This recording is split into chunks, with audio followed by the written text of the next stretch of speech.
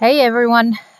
Today we're going to talk about tips for players struggling against big topspin moonballers. But first of all, what is a topspin moonballer? A little bit of a definition.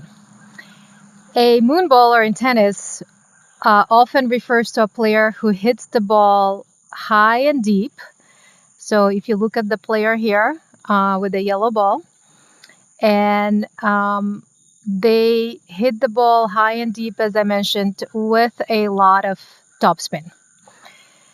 When the ball hits the ground, because of the topspin, it makes the ball jump pretty high, and oftentimes it jumps forward,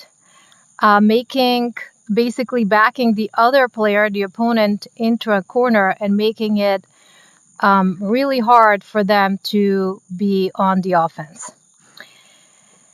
The moonballing component of the stroke refers to a player who puts the ball high, which gives this player, right, the player who is hitting the moonball topspin, the opportunity gives them the time to return the ball once it comes back to them. And with a topspin, a player applies heavy power to rotate the racket through the motion with a brushing motion and give it power through the topspin, which, as I said, often puts this other opponent on the defensive, very often up against the tennis court fence. Rafael Nadal, as some of you already know, is one of the most famous current pro tennis players who use heavy topspin to generate power.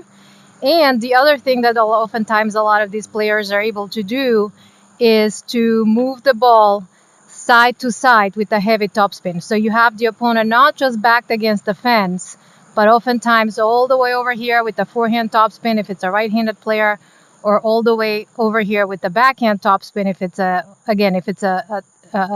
right-hand player. Topspin seems to be more effective on clay than any other surface, only because the clay's rough surface kind of tends to emphasize the topspin in that it causes the ball to bounce up high and requires the opponent to move further back.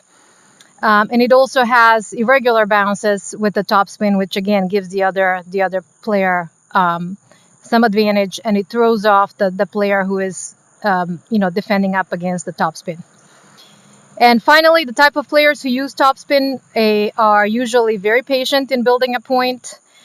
They have a lot of stamina and may be prepared to be on the court for hours, and can hit some pretty tough angles, right? Like, again, with the topspin, this player is able to hit an angle and the ball jumps up high and off the court.